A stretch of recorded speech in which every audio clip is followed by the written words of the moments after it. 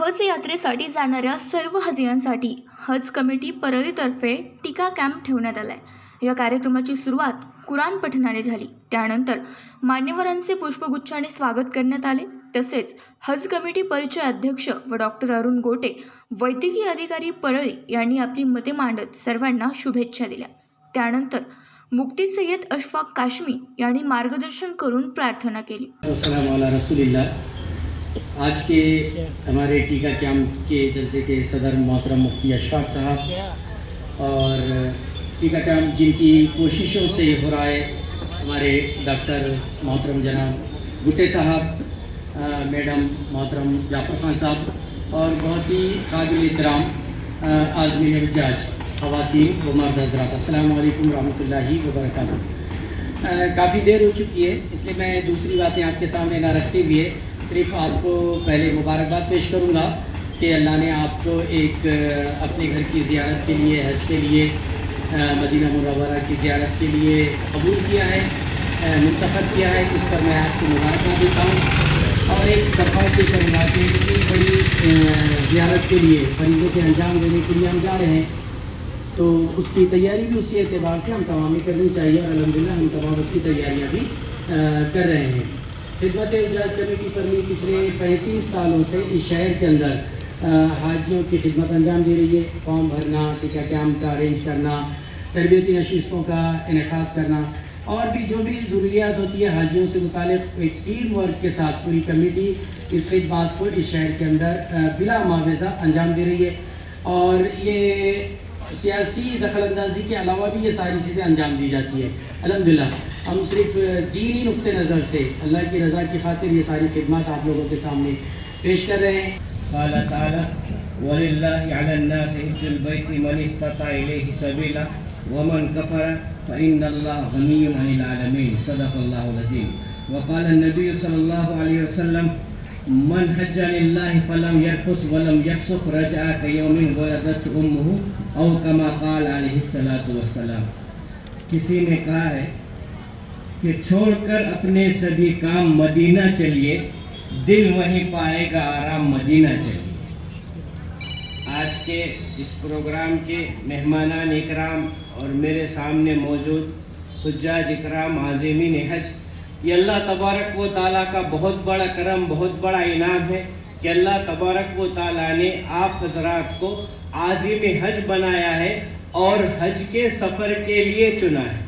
ये नेमत क़ुव्वत बाजू से, ये नेमत बज़ौर पैसों से नहीं मिलती, बल्कि अल्लाह तबारक व ताला जिसकी तरफ मोहब्बत भरी निगाह से देखता है उसको हज की नेमत नसीब होती। बहुत बड़े बड़े बादशाह गुजरे हैं लेकिन हज नहीं कर पाए, तो वो क्या करते थे, हाजियों के जो काफिले रास्ते से जाया करते थे तो हसरत के साथ उनको रुखसत करते और अफसोस करते कि हमें हज की नेमत नसीब नहीं हुई, क्योंकि हुकूमत का निज़ाम चलाना था। आज की तरह वो तरक्कियों का दौर नहीं था, साल साल लगते थे, 4 महीने जाने, 4 महीने आने और 4 महीने वहाँ पर। तो अभी हमें जो करने के काम है वो ये है कि 5-6 दिन के अंदर फ्लाइट शुरू हो रही है हमारे इलाके के लोगों की।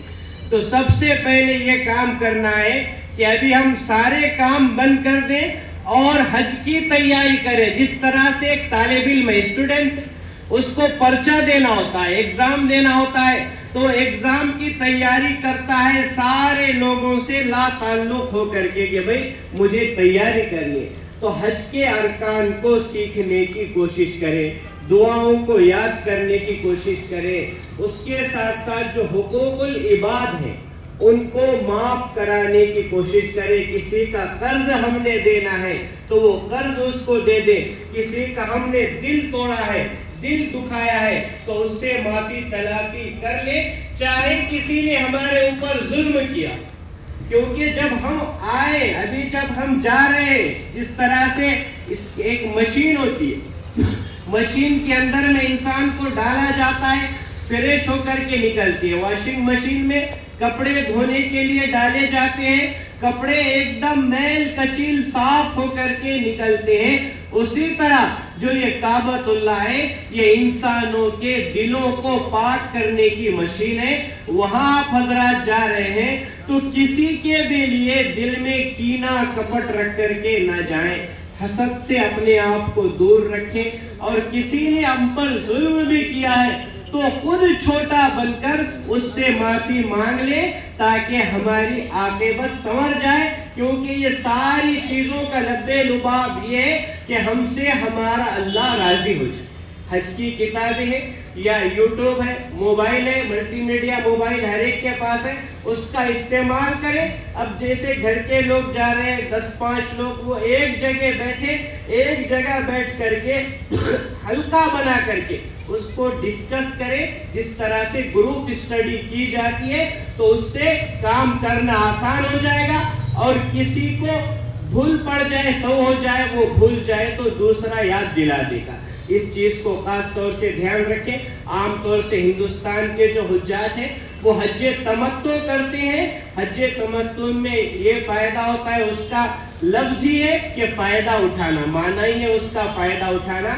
یعنی آپ نے جانے کے بعد عمرہ کر لیا, عمرہ کا احرام اتار دیا, بعد میں حج کے دنوں میں حج کا احرام پہن لیا, یہ حج تمتع ہوتا ہے. اس لیے جو ہے اس کے احکام بھی معلوم کرے, کیونکہ نہ یہ اس کی جگہ ہے اور نہ اتنا وقت ہے. اس لیے چند چیزیں آپ حضرات سے کہی جا رہی ہیں کہ نیت کو بالکل خالص کریں کہ ہم اللہ کو راضی کرنے کے لیے حج کر رہے ہیں, اور اس اعتبار سے حج کریں کہ بقیہ زندگی جو میں گزاروں گا حج کے بعد کی, وہ اللہ کو راضی کرنے والے اعمال کروں گا, اللہ کی نافرمانی والے اعمال نہیں کروں گا. اس کے بھی خاص طور سے دھیان دیں. اور جیسے کہ یہاں کے ہماری ذمہ داران خدمات حجاج کمیٹی کا جو گروپ ہے ان کے لیے بھی دعا کریں, اور خاص طور سے ہمارے جو دواخانے کے ڈاکٹر گٹے صاحب ہیں, انہوں نے بڑی اچھی بات کہی ہے, ان کی ہدایت کے لیے بھی دعا کریں کہ اللہ تبارک و تعالی ان کو صحت دے اور اس کے ساتھ ساتھ ہدایت کی دولت سے نوازے. اللہ کے خزانے میں کسی چیز کی کوئی کمی نہیں ہے.